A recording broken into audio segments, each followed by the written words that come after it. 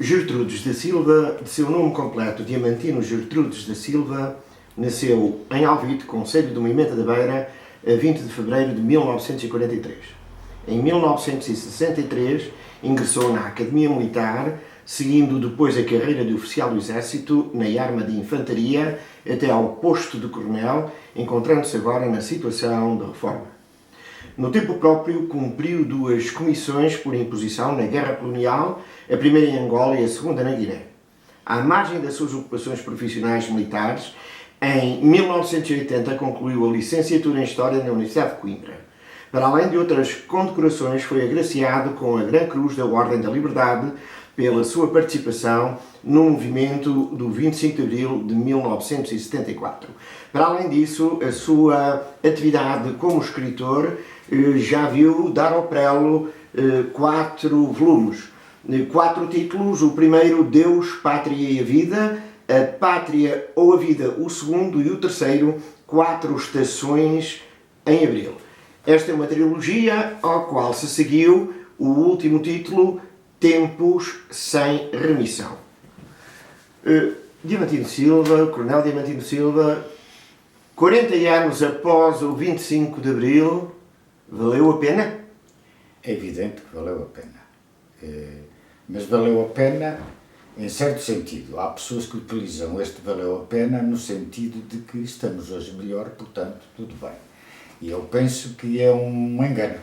Nós hoje estamos melhor do que estávamos, mas devíamos estar muitíssimo melhor.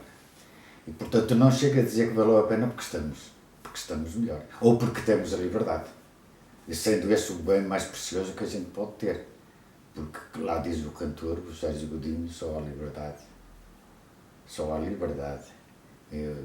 Plena, agora não me lembro de coisa, quando houver paz, amor e habitação. Paz, amor e habitação.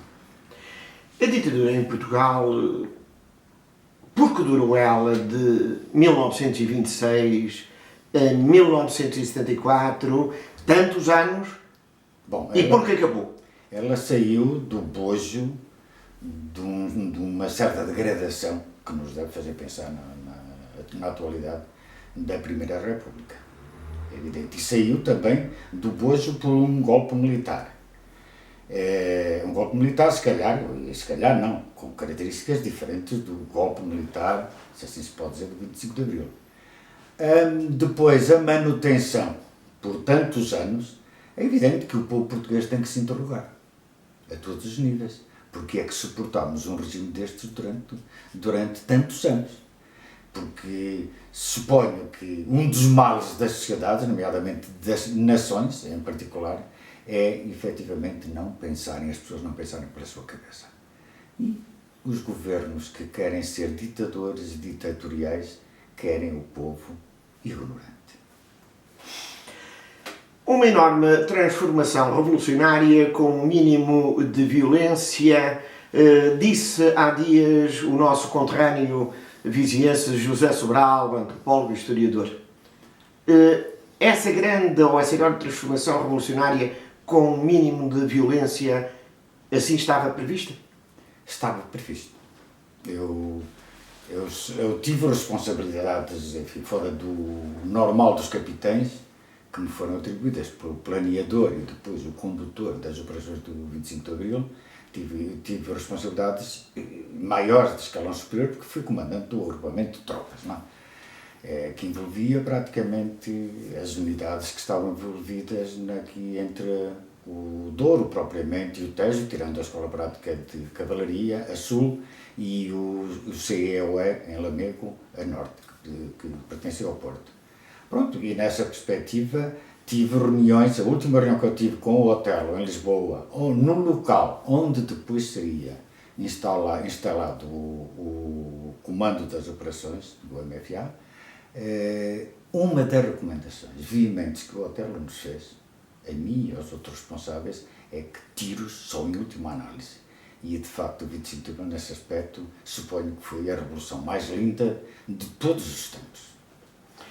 Segundo o seu camarada Vasco Lourenço, não foi feito o julgamento do regime. Deveria ter sido como? Eu não sei se deveria ter sido. Nós temos uma forma diferente de fazer as coisas e fizemos lá à nossa maneira. Portanto, não há hipótese dos portugueses serem iguais aos outros. Portanto, correu assim. Eu suponho que a história não admite duas coisas. Uma é se. E se? E a outra é fazer julgamentos que não valem de nada. O que passou, passou. Mas isso também não... Serve-nos, quando muito, para refletir. Mas isso não pressupõe uma determinada cultura de impunidade? É evidente. Mas era preciso que o 25 de Abril tivesse outras características que não tinha. O 25 de Abril não era um corpo ideológico como, por exemplo, aquele que fez a Revolução de Outubro. É evidente que podemos confundir as coisas. Não é? O 25 de Abril, os homens, os capitães de Abril, constituíram um movimento. Um movimento não é um partido. Um movimento, às vezes, é um ninho de ratos, desculpando a expressão. No momento exato, no dia 26 de Abril, já muitos de nós disseram não era esta a revolução que eu queria. E daí... Segundo historiadores, a Revolução de Abril teve consequências no mundo. Na vizinha Espanha, por exemplo, onde, segundo Philip Schmitt, a transição espanhola foi negociada para evitar o que estava a passar ao lado. E acrescenta ainda, serviu para ensinar a outros países como não fazer transições para a democracia. Qual é a sua opinião? Como não fazer transições para a democracia? Bom, eu essa parte, sinceramente, eu suponho que o 25 de Abril foi aquilo que poderia ser, nas circunstâncias em que foi. E a tal ponto que hoje não era possível reproduzir, nem de perto nem de longe, um fenómeno semelhante. Agora, dizer que foi um exemplo, neste caso, segundo depreendo, um mau exemplo, não é? Não, talvez nessa perspectiva de um mau exemplo, mas o que não se deve fazer. Aquilo que não se deve proporcionar para que as coisas aconteçam. Pois, é evidente, mas isso era preciso que, de facto, o 25 de Abril tivesse o movimento que fez o 25 de Abril tivesse outras características que não tinha, de facto. O que foi o PREC? Portugal esteve à beira de uma guerra civil, em algum momento. Primeiro, a designação de PREC é uma designação que foi inventada para ser depreciativa, não é? Pronto, era para se gozar com a coisa, entre aspas, não é? É o processo de revolução em curso, mas não foram os militares que inventaram isso. Quem foi que inventou? Foi, com certeza, alguém dos partidos, nomeadamente de direita, penso eu. Pronto. E outros que não estavam, porque ele surgiu, vamos lá ver, o conceito de PREC surge num dos momentos mais altos, enfim, da Revolução, precisamente no verão quente. Portanto, e é propagado, de alguma maneira, por todas as forças que supunham aquilo que na altura estava no poder, que era o vulgarmente se chamava o gonçalvismo. Não é? E foi contra o gonçalvismo que apareceu esse conceito do PREC. E suponho que sim, que nessa altura estivemos muito próximos, porque os militares não foram só os partidos políticos que se dividiram em diferentes direções. Os militares acompanharam esse movimento. Esse foi outro dos modos. Essa cisão, essa divisão? Essa cisão verificou-se. Quer dizer, a partir das eleições de 1975, das eleições para a Constituinte, daí divergiram duas legitimidades, assim se pode dizer. Uma legitimidade revolucionária que dizia que não se podia perder nas urnas, como se perdeu aquilo que se tinha conquistado em tantos anos de luta e com o movimento das Forças Armadas. E a outra legitimidade, que era a legitimidade democrática do voto. Não é? E isso é que conduziu logo de imediato ao verão quente de 75. O verão quente de 75, assim, porque depois, durante o verão quente, ainda apareceu. Portanto, apareceram três correntes, até junto nos militares do movimento. Era os moderados, que era o grupo dos 9, mais próximos da corrente do Partido Socialista, eram os gonçalvistas, próximos do PC, ou conotados com isso, e depois os hotelistas. Portanto, havia três movimentos, e de facto isto era um perigo. E o perigo viu-se, esteve iminente. Alguém nos salvou disso, não é? Alguém. O homem que ficou com essa fama teria sido o general Costa Gomes. O que foi o 25 de novembro e quem foi o seu principal cérebro? Ora bem, para mim, isto é a minha opinião muito pessoal, mastigada ao longo destes anos, para mim o 25 de Novembro não foi um contragolpe dirigido para a extrema-esquerda ou às forças mais à esquerda. Para mim o 25 de Novembro foi um plano maduramente preparado.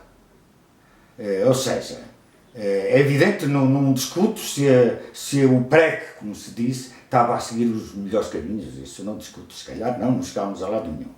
Agora, é evidente que não foram as forças de esquerda que desencadearam o PREC, no meu ponto de vista. O PREC foi uma operação planeada e depois teve que haver uma provocaçãozinha, e houve. Eu, quando era miúdo, eu costumo dizer isso, quando era miúdo e me zangava com um camarada, a gente chegávamos a um ponto em que traçávamos entre nós dois um traço no chão e o primeiro que o riscasse com o pé desenvolvia-se ali a batatada. Portanto, o 25 de Novembro é um bocadinho assim. Mas quem foi o seu principal cérebro? Chegou a fazer-se um apuramento, mesmo conjectural? É evidente, a operação militar do 25 de Novembro foi preparada pelo general Yanes. Isso não tem dúvidas. Ele planeou, e ele e um grupo de mais 3 ou 4 oficiais de Estado-Maior. Pronto, para conseguir um determinado objetivo, que era pôr um travão, que eu utilizo muito a expressão, houve um momento, e o 25 de Abril foi isso, é isso que representa, diz assim, alto e para o baile. Pronto, alguém disse isso e parou a Revolução. A Revolução acabou aí. O resto depois é outros caminhos. Segundo Pesar à Correia, cito, foi a adesão do povo que transformou o golpe em revolução. Citei. Inicialmente era apenas um golpe de Estado? E era. Quer dizer, não podia ter outras características. Quer dizer, o objetivo primeiro da operação militar era derrubar o regime.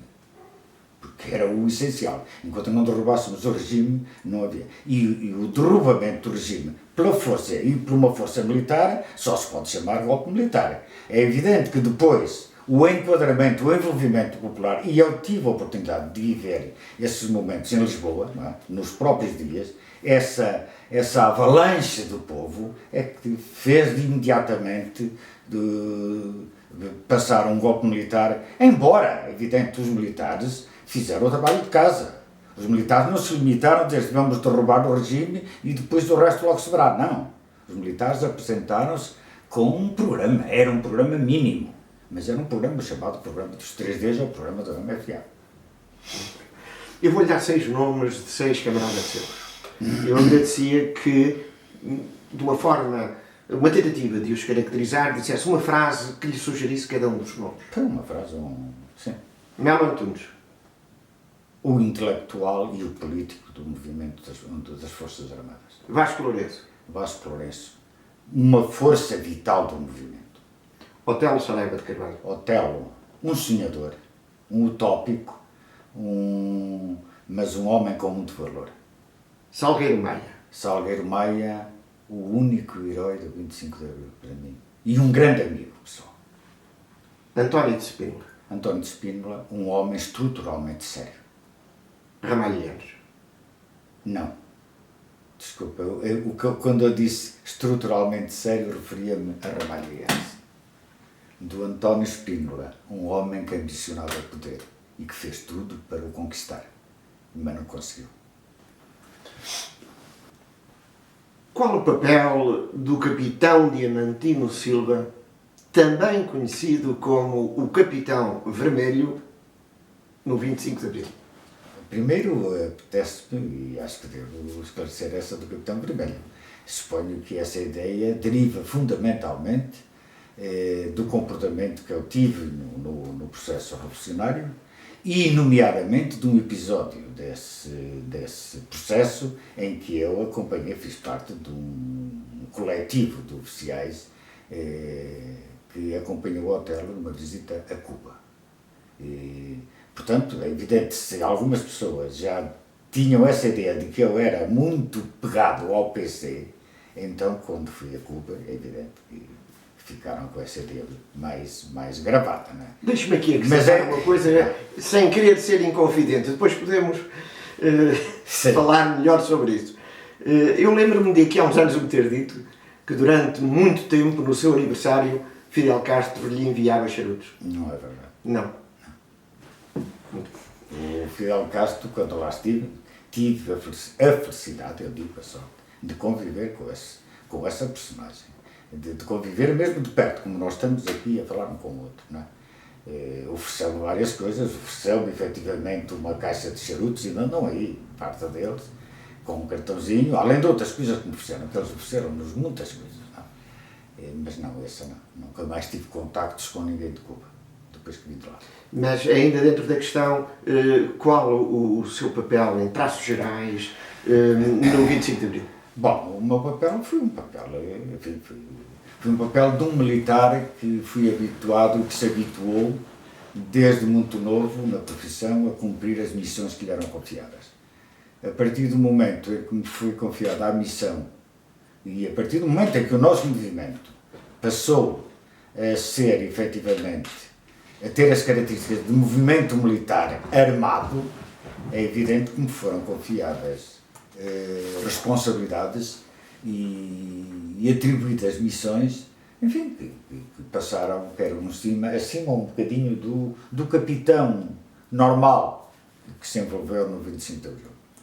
De resto, não houve necessidade de nenhum ato de heroísmo, não é?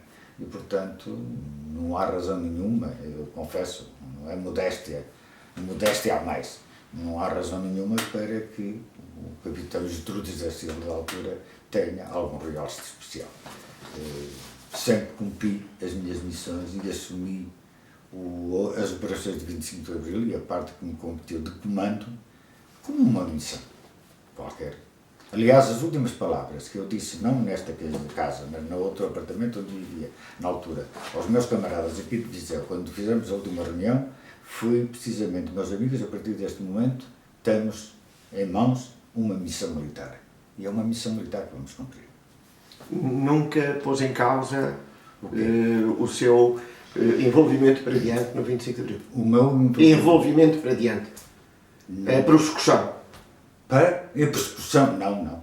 O meu trabalho ficou aqui e depois ficou a minha militância. Eu nunca reclamei nada do 25 de Abril. O 25 de Abril, como isso é conhecido, ou seja, o carimbo do 25 de Abril, ainda depois avivado com determinadas cores, do tal capitão vermelho, é evidente que me prejudicaram a minha vida profissional.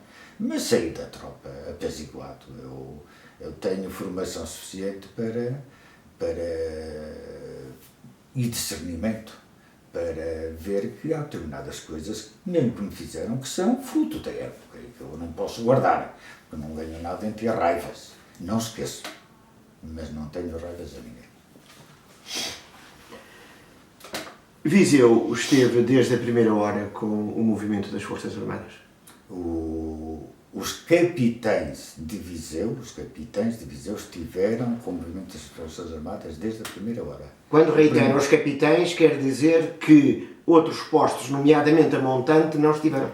Não, porque toda a gente sabe que antes dos capitães se constituírem como movimento, e isso, o ato fundador desse movimento foi a primeira reunião que tivemos no Monte Sobral, em Alcáçovas, não é?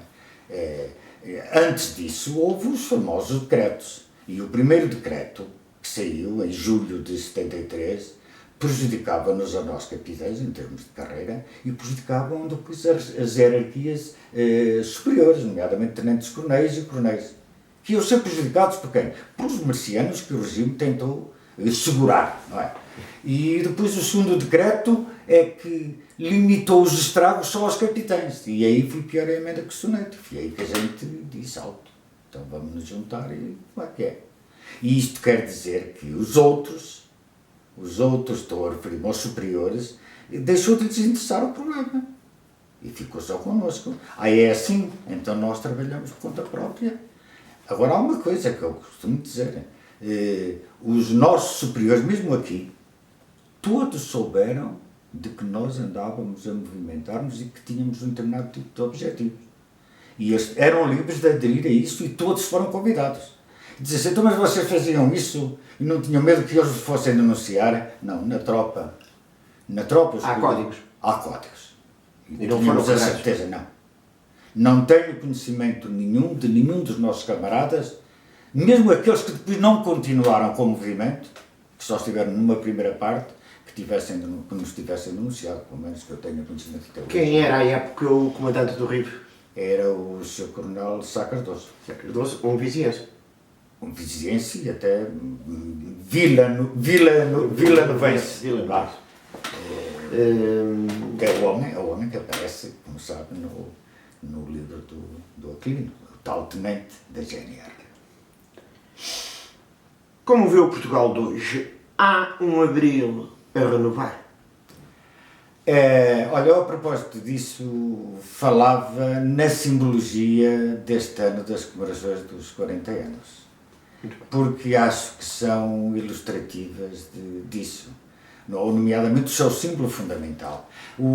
A Associação 25 de Abril, todos os anos, por alturas de 25 de Abril, produz um cartaz, uma medalha, uns pins, e em todos eles figura sempre de forma mais ou menos estilizada o cravo vermelho.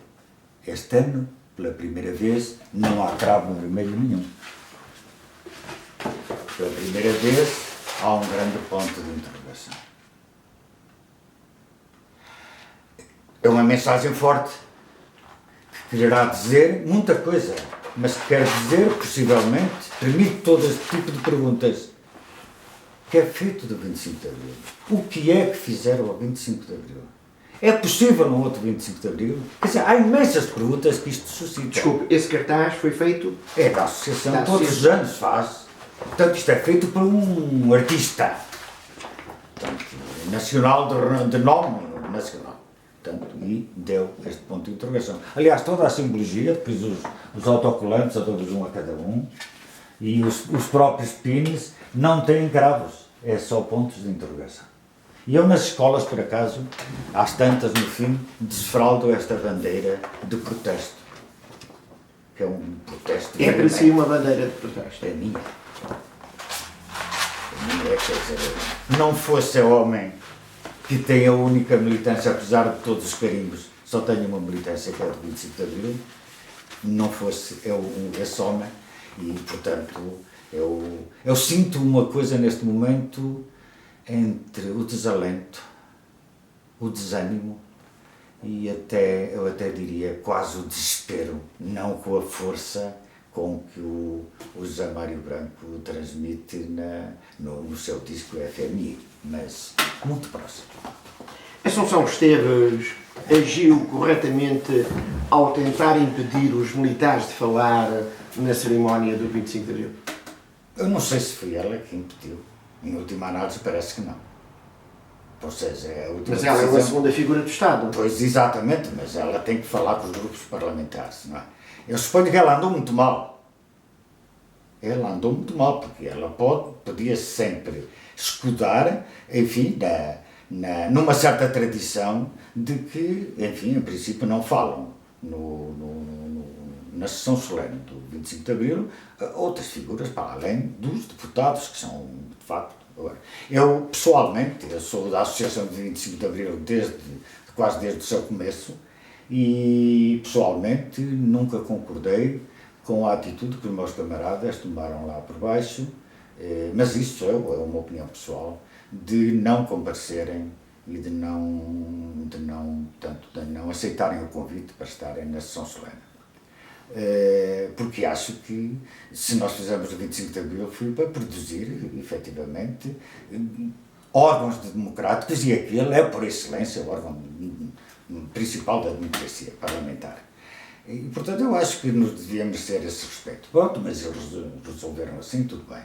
E depois a questão do falar ainda é mais, mas eu compreendo homens como o Vasco Lourenço, portanto, que de facto tem uma força vital extraordinária e que é capaz de estar, não como eu, desalentado, ele é capaz de estar terrivelmente zangado com tudo isto. Eu penso que não temos nada que nos zangar, nós já fizemos a nossa parte. E continuamos a fazer a nossa parte, lembrando e continuando a passar o testemunho do 25 de Abril, porque o futuro não está connosco, nós já não somos, já não temos capacidade e se calhar não devíamos, nem temos condições. Eu costumo dizer que o 25 de Abril é um filho quase direto da guerra colonial. E de um outro ingrediente, que é o serviço militar obrigatório, que eu considero, há muitos anos que considero e continuo cada vez mais firme, uma das maiores conquistas da liberdade. E que as juventudes dos partidos resolveram acabar com isso e não arranjaram sustento. Para quem conhece o pessoal da nossa zona, sabe que o serviço militar era, em última análise, até uma iniciação à vida adulta. Há rapazes que era aqui que pela primeira vez se confrontavam com a vida sozinhos, sem terem o pai e o primo ao lado. E isso perdeu-se. E a sociedade não criou um sustento para isto. E depois isto não é mais grave, porque não é só o facto de ter desaparecido o serviço militar. Nas escolas não deixou-se de falar no conceito de pátria. E de hoje para amanhã imaginamos que vem uma ameaça qualquer e quem é que vai defender a pátria? Não são os portugueses, se podem ser os profissionais, que é o que hoje a tropa é. De facto, a tropa hoje é uma tropa de profissionais que ganham o seu dinheiro e fazem as suas comissões e pronto. Agora, o sentido da nação, o sentido da pátria, isso está-se a perder. Para acabarmos, Coronel Diamantino, portugueses com fome é uma coisa que nos ofende e que não deveríamos permitir, disse o seu colega Ramalhianos na conferência de Expresso. Havia fome antes do 25 de Abril. Há fome agora, 40 anos depois. O 25 de Abril foi feito para isso? Não, de modo nenhum. É por isso que eu dizia no início da nossa conversa que o argumento que algumas pessoas usam, eu tenho ouvido com frequência, nomeadamente até nas escolas, da parte de alguns professores, quando interferem na conversa, dizendo que é incomparável a situação que a gente tinha antes, e tal, lá vem as histórias míticas da sardinha partida em três e não sei o quê. Quer dizer, isto é uma conversa fiada, porque de facto, como eu digo, o 25 de Abril foi feito para que hoje a gente estivesse, se calhar, de braço dado com os melhores países da Europa. Antes, pelo contrário. Quer dizer, se na altura estávamos atrasados e estávamos muito atrasados, agora ainda mais atrasados estamos relativamente a eles. E a crise acabou por ser, a crise que provoca fome, desemprego, tudo isso, carências de toda a ordem, acaba por ser um instrumento precioso na mão dos políticos. Manipulam o conceito de crise a todo momento. E um dos objetivos que eles pretendem, fundamentalmente, é assustar o povo. Assustam-no de tal maneira que depois tudo o que for aliviar um bocadinho é uma benção que vem do céu. Isto é manipulação, isto é deslealdade, assim não vamos a lado nenhum.